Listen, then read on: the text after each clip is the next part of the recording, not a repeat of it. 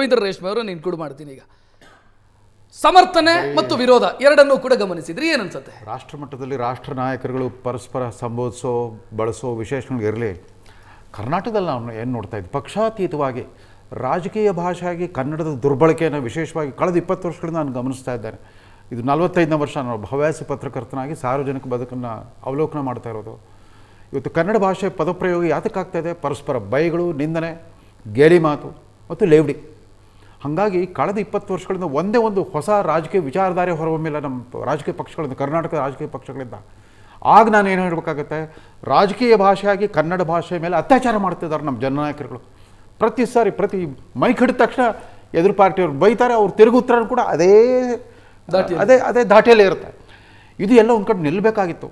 ನನಗೆ ಇವತ್ತು ನೆನಪಿದೆ, ಕೆ ಎಚ್ ರಂಗನಾಥ್, ದೇವರಾಜ ಅರಸರ ಕಾಲದಲ್ಲಿ ಅನೇಕ ಜನ, ಎಸ್ ಎಂ ಕೃಷ್ಣ ಅವರಾಗಲಿ, ಡಿ ಬಿ ಚಂದ್ರೇಗೌಡರಾಗಲಿ, ಜೆ ಎಚ್ ಪಟೇಲ್ ಎಲ್ಲರಿಗೂ ಏಕವಚನ ಪದಪ್ರಯೋಗ ಮಾಡೋರು.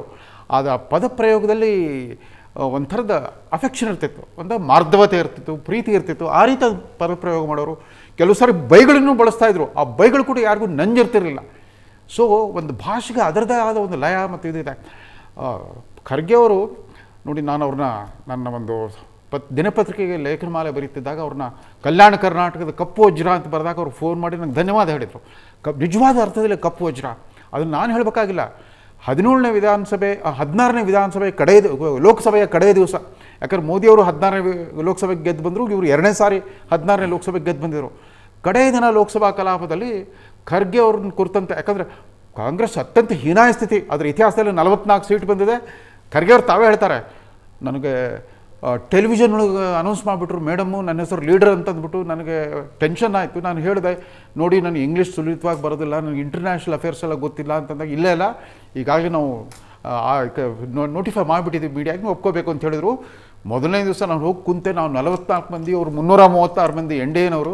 ಇದು ನನ್ನ ಪಕ್ಕದಲ್ಲಿ ಪಟಿಯಾಳ ಮಹಾರಾಜ, ಆ ಕಡೆ ಗ್ವಾಲಿಯರ್ ಮಹಾರಾಜ, ಅವ್ರ ಪಕ್ಕದಲ್ಲಿ ಮೇಡಮ್ಮು, ಎಲ್ಲರೂ ಕೂತಿದ್ರು. ಏನು ಮಾಡ್ತಾನ ಅಂತ ಕಾಯ್ತಾಯಿದ್ರು. ಕೊನೆಗೆ ನಾನು ಎದ್ದು ಮಾತಾಡಿದೆ, ನಾವು ಮಹಾಭಾರತದಲ್ಲಿ ಕೌರವರು 100 ಮಂದಿ ಇದ್ದರು, ಪಾಂಡವರು 5 ಮಂದಿ ಇದ್ದರು, ಆದರೂ ಕೂಡ ಯುದ್ಧ ಗೆದ್ದಿದ್ದು, ಕುರುಕ್ಷೇತ್ರ ಯುದ್ಧ ಗೆದ್ದಿದ್ದು ನಾವು ಪಾಂಡವರೇ ಅಂತ ಹೇಳಿದಾಗ ವೆಂಕಯ್ಯ ನಾಯ್ಡು ಅವರು ಅಲ್ಲಿ ಟ್ರೆಜರಿ ಬೆಂಚಲ್ಲಿ ಕೂತಿದ್ದವ್ರು ನನಗೆ ಥಮ್ಸಪ್ ಮಾಡಿದರು. ಈ ಥರ ಅವ್ರಿಗೊಂದು ಸಹಜವಾದ ವಿನೋದ ಲಹರಿ ಇದೆ. ಆಮೇಲೆ ಅವ್ರಿಗೆ ಈ ಸಂಸದೀಯ ವಾಕ್ಪಟುತ್ವ ಇದೆ ಅಂತ ನಮ್ಗೆ ಗೊತ್ತಾಗಿದ್ದೆ ಅವ್ರು ದಿಲ್ಲಿಗೆ ಹೋದ್ಮೇಲೆ. ಯಾಕಂದರೆ ನಮ್ಮ ಹೈದರಾಬಾದ್ ಕರ್ನಾಟಕ ಪ್ರದೇಶದಲ್ಲಿ ಉರ್ದು ಅನ್ನೋದು ಒಂದು ಸಹಜವಾದ ಸಂಪರ್ಕ ಭಾಷೆ. ಅದು ಹಿಂದೂಸ್ತಾನಿ, ಅದು ಹಿಂದಿ ಮತ್ತು ಉರ್ದು ಮಿಶ್ರಿತ, ಭಾಳ ಸೊಗಸ. ಅವರು ಮತ್ತು ಧರ್ಮ್ ಸಿಂಗ್ ಅವರು ಮಿಂಚಿದ್ದೆ ಅಲ್ಲಿ, ನಮ್ಮ ಕರ್ನಾಟಕದಲ್ಲಿ ಗೊತ್ತಿರಲಿಲ್ಲ. ಅನೇಕ ಸಾರ್ ಅವ್ರು ಬಳಸೋ ಉರ್ದುನಲ್ಲಿ ಸೊಗಸಾದ ನಾಣ್ಣುಡಿಗಳು ಬೇರೆ ಇರುತ್ತೆ. ಮೂಮೆ ಶಕ್ಕರ್, ಬಗಲ್ ಮೇ ಚೂರಿ, ಚುಡಿ ಮೂ ಬಡಿ ಮಾಡ್ತಿರ್ತಾರೆ. ಅವತ್ತು ಕಡೆ ದಿವಸ ಲೋಕಸಭೆಯಲ್ಲಿ ಮೋದಿಯವರು ಯಾವ ರೀತಿ ಪ್ರಶಂಸೆ ಮಾಡಿದ್ರು ಅಂತಂದ್ರೆ ನನಗೆ ಭಯ ಶುರು ಆಗ್ಬಿಡ್ತು.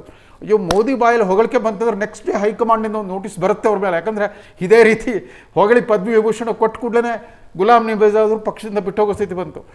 ಅವ್ರ ಬಗ್ಗೆ, ಖರ್ಗೆ ಅವ್ರ ಬಗ್ಗೆ ಏನು ಹೇಳಿದ್ರು ಅಂತಂದರೆ, ಶರದ್ ಪವಾರು ನಾನು ಸೆಂಟ್ರಲ್ ಹಾಲಲ್ಲಿ ಕೂತು ಮಾತಾಡ್ತಾ ಇದ್ವಿ. ಅವರು ಶರದ್ ಪವಾರ್ ಹೇಳಿದ್ರು ನಾನು 9 ಸಾರಿ ಲೋಕಸಭೆಗೆ ಗೆದ್ದು ಬಂದೀನಿ ಅಂತಂದರು. ಅಷ್ಟೊತ್ತಿಗೆ ಖರ್ಗೆ ಅವ್ರು ಹೇಳಿದ್ರು, ನನ್ನ ಮರ್ತು ಬಿಟ್ರೆ ನಾನು 10 ಚುನಾವಣೆ ಗೆದ್ದು ಬಂದೀನಿ 72ರಿಂದ ಅಂತ ಹೇಳಿದ್ರು ಕೂಡ ನನಗೆ ಆಶ್ಚರ್ಯ ಆಯಿತು.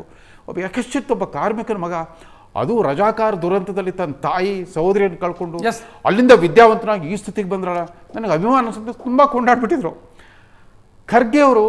ಅವ್ರು ಕೂಡ ಭಾಳ ಸಂಯಮದಿಂದ ಮಾತಾಡ್ತಿದ್ರು. ಬಟ್ ಇತ್ತೀಚೆಗೆ ಈ ಚುನಾವಣಾ ಪ್ರಚಾರ ಒಂದು ಮಾತ್ರ ಆಕ್ಷೇಪಾರ್ಹ ಯಾವುದು ಅಂತಂದರೆ, ನಮಾಜು ಕುರಾನು ಬಳಸ್ಕೊಂಡ್ಬಿಟ್ಟು ವಿಶ್ವಸರ್ಪ ಅಂತಂದಿದ್ದು ಭಾಳ ತಪ್ಪದು. ನೇರವಾಗಿ ಮುಸ್ಲಿಮರಿಗೆ ಒಂದು ಕೋಮುವಾದಿ ಪ್ರಚೋದನೆ ಅದು. ನೀವು ನಮಾಜ್ ಮಾಡ್ತಿರುವಾಗ ಕುರಾನ್ನಲ್ಲಿ ಹೇಳಿದೆ, ಹಾವು ಬಂತಂದ್ರೆ ನೀವು ನಮಾಜ್ ಭಂಗ ಆದ್ರೂ ಪರವಾಗಿಲ್ಲ, ನೀವು ಫಸ್ಟ್ ಅದನ್ನು ಸಾಯಿಸಬೇಕು ಅಂತಂದು ಮಾತಾಡಿದ. ಅದು ಕೆಟ್ಟ ಅಭಿರುಚಿ. ಟೆರರಿಸಮ್ ಓಕೆ, ಈ ಟ್ಯಾಕ್ಸ್ ಟೆರರಿಸಮ್ ಭಾಳ ಕಾಮನ್ ಆಗಿ ಟೆರರಿಸ್ಟು ಅನ್ಬೋದು, ನಕ್ಸಲೈಟ್ ಅನ್ಬೋದು, ಕಮ್ಯುನಿಸ್ಟು ಅನ್ಬೋದು, ಅವ್ಯಾವು ಕೀಳು ಪದಗಳಲ್ಲ. ಆದರೆ ಅದು ಮಾತಾಡಬಾರ್ದಾಗ್ತದೆ. ನನಗೆ ಅವತ್ತು ನೋವಾಯ್ತು. ಖರ್ಗೆ ಅವ್ರಿಗೆ ಇದನ್ನ ಯಾಕೆ, ಈ ನಮಾಜು ಕುರಾನ್ ಮೊದಲೇ ಉಗ್ರಗಾಮಿತ್ವದಿಂದ ಈ ದೇಶ ತತ್ತರಿಸೋಗ್ಬಿಟ್ಟಿದೆ. ನಮ್ಮ ದೇಶ ಅಷ್ಟೇ ಇಲ್ಲ, ಇಸ್ಲಾಮಿಕ್ ಭಯೋತ್ಪಾದನೆ ಇಡೀ ಪ್ರಪಂಚದಾದ್ಯಂತ. ಭಾರತೀಯ ಮುಸ್ಲಿಮರು ಆ ಥರ ಇಲ್ಲ. ಒಂದು ಸಣ್ಣ ಸೆಕ್ಷನ್ ಆ ಭಯೋತ್ಪಾದನೆ ಬಗ್ಗೆ. ಅದು ನೋಡಿ, ಪಹಲ್ಗಾಮ್ ದುರಂತದ ವರ್ಷಾಚರಣೆ ಹಿಂದಿನ ದಿವಸ ಬಂತು ಅವ್ರ ಬಾಯಲ್ಲಿ ಆ ಟೆರರಿಸಮ್ ಅನ್ನೋ ಶಬ್ದ. ಹಾಗಾಗಿ ತುಂಬ ಚುಷ್ಟ. ಬಟ್ ಅದಕ್ಕಿಂತ ಕೆಟ್ಟ ಶಬ್ದವನ್ನು ಕರ್ನಾಟಕದ ಒಬ್ಬ ನಾಯಕರು ಅವರು ಮುಖ್ಯಮಂತ್ರಿ ಆಗಿದ್ದಾಗ ಒಂದು ಚುನಾವಣೆಯಲ್ಲಿ ಕೀಚಡ್ಕ ಕೀಡ ಅಂತಂದಿದ್ರು. ಚರಂಡಿಯಲ್ಲಿರೋ ಹುಳು ಅಂತ ಮೋದಿ ಅವ್ರನ್ನ ಕರೆದಿದ್ರು. ಅಷ್ಟರ ಮಟ್ಟಿಗೆಲ್ಲ ಹೋಗಿದ್ರು. ಕೋಲಾರ ಚುನಾವಣಾ ಪ್ರಚಾರ ಶುರು ಮಾಡೋದು 2019ರಲ್ಲಿ ಚೌಕಿದಾರ್ ಚೋರ್ ಇಲ್ಲಿಂದನೇ ಶುರು ಆಯಿತು. ಆ್ಯಂಡ್ ಮೋದಿಯನ್ನು ಹೆಸರಿನವರೆಲ್ಲ ಕಳ್ಳರೆ ಯಾಕೆ ಅಂತಂದ್ಬಿಟ್ಟು ಆ ಥರ ಎಲ್ಲ ಮಾತಾಡಿದ್ರು ರಾಹುಲ್ ಗಾಂಧಿ. ಆ ಥರದ ಪದಪ್ರಯೋಗ ಅದು ಅನಗತ್ಯ. ಅದು ಎಷ್ಟೇ ಸಮರ್ಪಕವಾಗಿ ಪ್ರಶಾಂತ್ ಅವ್ರು ಹೇಳಿದ್ರು ಖರ್ಗೆ ಅವರು ಈ ಮಾತನ್ನ ಆಡಬಾರ್ದಿತ್ತು, ಅಷ್ಟೇ ಖರ್ಗೆ ಅವರ ಬಾಯಲ್ಲಿ ಬರಬಾರ್ದಿತ್ತು ತೀರಾ. ಅದಕ್ಕೋಸ್ಕರ ಬಟ್ ಅದ್ರ ಬಗ್ಗೆ ಮಾತ್ರ ಆಕ್ಷೇಪ. ಅದು ನಮಾಜು ಕುರಾನ್ಗೆ ಜೋಡಿಸ್ಬಿಟ್ಟು ಮುಸಲ್ಮಾನರಿಗೆ ಕೊಡೋದಿದೆಲ್ಲ ತುಂಬಾ ಪ್ರಚೋದಕವಾಗಿರುತ್ತೆ. ರಮೇಶ್ ಬಾಬು ಅವರೇ, ಮೋಹನ್ ವಿಶ್ವ ಅವರು ಉಳಿದಿದ್ದ ಬಗ್ಗೆ ಓಕೆ, ಪ್ರಧಾನಮಂತ್ರಿ ಒಂದು ವೇಳೆ ನೀವು ಇದನ್ನು ಸಮರ್ಥಿಸಿಕೊಂಡ್ರಿ, ಭಯೋತ್ಪಾದಕ ಅನ್ನುವಂಥ ಶಬ್ದವನ್ನು ಬಳಸಿದ್ದನ್ನು ಸಮರ್ಥಿಸಿಕೊಂಡ್ರಿ, ನಾಳೆ ದಿನ ಆ ಕಡೆಯಿಂದಲೂ ಕೂಡ ಕರ್ನಾಟಕದ ಮುಖ್ಯಮಂತ್ರಿಗೆ ಇಂಥದ್ದೇ ಶಬ್ದಗಳು ಬಳಕೆಯಾದಾಗ ನಿಮಗಾಗ ವಿರೋಧಿಸುವಂಥ ನೈತಿಕತೆಯೂ ಇರೋದಿಲ್ವಲ್ಲ? ಭಾಳಷ್ಟು ಲಾಫಿಂಗ್ ಸಬ್ಜೆಕ್ಟ್ ಅಂದರೆ ಇದು ನೀವೀಗ ಪ್ರಸ್ತಾಪ ಮಾಡಿದ್ದು ಸಿದ್ದರಾಮಯ್ಯ ಅವ್ರು ಏನು ಬಳಸ್ತಾರೆ ಅಂತೇಳಿ. ಅಲ್ಲ, ನಾಳೆ ಬಳಸಿದ್ರೆ ದಯಮಾಡಿ ಈಗ ರವೀಂದ್ರ ರೇಷ್ಮೆ ಅವರು ಒಂದು ಹೇಳಿದ್ರು, ಧರ್ಮ ಜಾತಿಗೆ ಹೋಲಿಕೆ ಮಾಡಿ ಮಾತಾಡಬಾರ್ದು ಅಂತ ಹೇಳಿದ್ರು. ಅದರಲ್ಲಿ ಅಫ್ಕೋರ್ಸ್ ಅವರ ಸೀನಿಯಾರಿಟಿ ಮೇಲೆ ಅವರ ಅಭಿಪ್ರಾಯವನ್ನು ಕೊಟ್ಟಿದ್ದಾರೆ. ಸಿದ್ದರಾಮಯ್ಯನವರಿಗೆ ಅವರು ಅಲ್ಪಸಂಖ್ಯಾತರಿಗೆ ಮುಸಲ್ಮಾನಿಗೆ ಹೆಚ್ಚು ಒಲವನ್ನು ತೋರಿಸ್ತಾರೆ ಅಂತೇಳಿ ಸಿದ್ದರಾಮುಲ್ಲಾ ಖಾನ್ ಅನ್ನೋ ಪದ ವಿರೋಧಿಸ್ತಾ ಇದ್ದೀರಿ ನೀವು. ವಿರೋಧಿಸ್ತೀರಿ ನೋಡೋಣ, ನೀವು ಅದನ್ನ ಬಿಟ್ಟು ಆಚೆ ಹೋಗ್ತಾ ಇದ್ದೀರಾ. ಪ್ರಶಾಂತ್ ನಾಥ್ ಅವ್ರು ಹೇಳಿದ ಪಾಯಿಂಟ್ ಬಿಟ್ಟು ಆಚೆ ಹೋಗ್ತಿದ್ದೀರಾ. ನೋಡಿ, ಆರೋಗ್ಯಕರವಾದಂಥ ಟೀಕೆನ ಮಾಡೋವಂಥದ್ದಕ್ಕೆ ಎಲ್ರಿಗೂ ಅವಕಾಶ ಇದೆ, ಅದು ಯಾರೂ ಹೊರತಾಗಿಲ್ಲ. ಅದನ್ನು ಟೀಕೆನೂ ಸಹಜ, ಟೀಕೆ ಸ್ವೀಕಾರ ಮಾಡೋದು ಸಹಜ. ವಿಶೇಷವಾಗಿ as beauty of the democracy. ವಿಶೇಷವಾಗಿ ಯಾರು ಅಧಿಕಾರದಲ್ಲಿರ್ತಾರೆ, ರಾಜ್ಯ ಸರ್ಕಾರ ಇರ್ಬೋದು, ಕೇಂದ್ರ ಸರ್ಕಾರ ಇರ್ಬೋದು, ಈ ಥರದ ಟೀಕೆಗಳು ಬಂದಾಗ ಸ್ವೀಕಾರ ಮಾಡಬೇಕು. ಆದರೆ ಅಂಥ ಟೀಕೆಗಳು ದ್ವೇಷದಿಂದ ಕೂಡ್ದು. ಇವತ್ತು ಖರ್ಗೆ ಅವ್ರ ಬಗ್ಗೆ ಏನು ರೇಷ್ಮೆ ಅವ್ರು ಹೇಳಿದ್ರು, is maintained well relationship with all. ಇವತ್ತು 371J ಬರಬೇಕಾದ್ರೆ UPA ಸರ್ಕಾರ ಇದ್ದರೂ ಸಹ LK ಆದ್ವಾನಿ ಅವ್ರನ್ನ ಕನ್ವಿನ್ಸ್ ಮಾಡಿದ್ರು, ಮುಲಾಯಂ ಸಿಂಗ್ ಯಾದವ್ ಅವ್ರನ್ನ ಕನ್ವಿನ್ಸ್ ಮಾಡಿದ್ರು, ಇವ್ರನ್ನ ಮಮತಾ ಬ್ಯಾನರ್ಜಿನ ಕನ್ವಿನ್ಸ್ ಮಾಡಿದ್ರು. ಅದು ಅವ್ರ ನೇಚರು ಮತ್ತು ಅವರ ಸ್ಟೇಟ್ಮೆಂಟ್ಶಿಪ್ಪು. ಖರ್ಗೆ ಅವರು ಯಾವುದಾದ್ರು ಕೆಲಸ ಆಗಬೇಕಂದ್ರೆ ಒಂದು ಸಲ ಕಮಿಟ್ಮೆಂಟ್ ಅಂದರೆ ಅವರು ಅದನ್ನು ಇಟ್ಕೊಂಡು ಮಾಡ್ತಾರೆ. ಅವರಾಗಲೇ ರಜಾಕರ ವಿಷಯ ಪ್ರಸ್ತಾಪ ಮಾಡಿದ್ರು. ಅವರು ಒಬ್ಬ ಬಾಲಕನಾಗಿದ್ದಾಗಲೇ ಸಾಮಾಜಿಕವಾಗಿ ಇಂಥ ನೋವುಗಳನ್ನೆಲ್ಲ ಅನುಭವಿಸ್ಬಿಟ್ಟಿದ್ದಾರೆ, ಅದರಿಂದ ಎಲ್ಲ ಆಚೆ ಬಂದಿದ್ದಾರೆ ಅವರು. ಸೊ ಇವತ್ತು ಇಂತಹ ಯಾವುದೇ ಟೀಕೆಗಳು ಬಂದರೆ ಅದಕ್ಕೆ ಸಮಂಜಸವಾಗಿ ನನ್ನ ಪ್ರಶ್ನೆ ಅಲ್ಲ, ಒಂದು ನಿಮಿಷ, ನೀವು ವಿರೋಧ ಮಾಡ್ತಾ ಇಲ್ಲ, ವಿರೋಧ ಮಾಡಬಹುದಿತ್ತು ಸರ್. ಈಗಲೂ ನಾಳೆ ನೀವು ಹೇಗೆ ವಿರೋಧ ಮಾಡ್ತೀರಿ? ಆ ಕಡೆಯಿಂದ ಇದೇ ರೀತಿಯ ಟೀಕೆಗಳು ಬಂದಾಗ, ಇವತ್ತಾಗಲಿ ನಾಳೆ ಆಗಲಿ ನೆನ್ನೆ ಆಗಲಿ ಆರೋಗ್ಯಕರವಾದಂಥ ಟೀಕೆ ಬಂದಾಗ ಸರ್ಕಾರಗಳು ಮಾಡೋಂಥವ್ರು ಸ್ವೀಕಾರ ಮಾಡಬೇಕು. ಅದು ಕಾಂಗ್ರೆಸ್ ಹೊರತಾಗಿಲ್ಲ, ಬಿಜೆಪಿ ಆರೋಗ್ಯಕರ ಭಾಷೆ ಇಸಿ. ಈಗ ಅದಕ್ಕೆ ಈಗ ಎಲ್ಲ ಚರ್ಚೆ ಆಗೋಗಿದೆ. ಇದು ಆರೋಗ್ಯಕರವಾದ ಪದನೇ, ಅದೇನು it is not A unconstitutional word. ಇವ್ರಿಗೆ ನಾಳೆ ಇದೇ ಟೆರರಿಸ್ಟ್ ಅನ್ನುವಂತ ಶಬ್ದವನ್ನ ಉಳಿದ ನಿಮ್ಮ ನಾಯಕರಿಗೆ ಬಳಸಿದ್ರೆ ಅದಕ್ಕಿಂತ ಘೋರ ಪದಗಳನ್ನ ಬಿಜೆಪಿ ಬಳಸ್ತಾರೆ ಸರ್.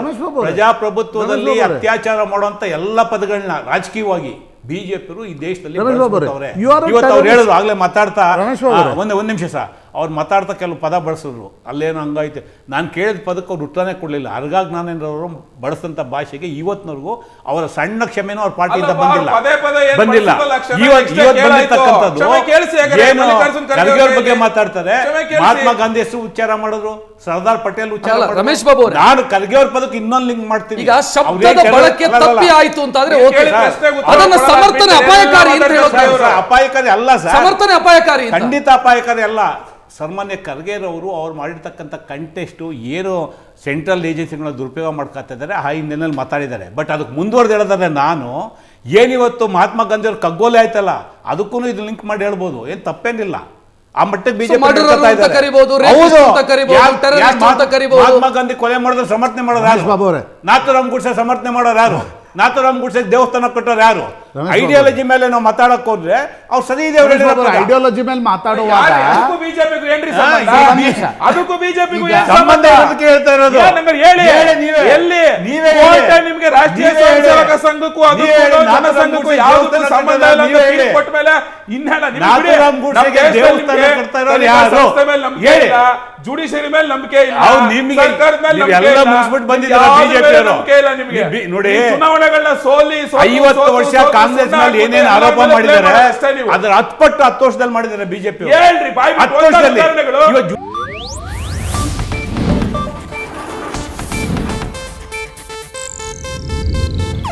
ಇದು ಏಷ್ಯಾನೆಟ್ ನ್ಯೂಸ್ ನೆಟ್ವರ್ಕ್ ಪ್ರಸ್ತುತಿ.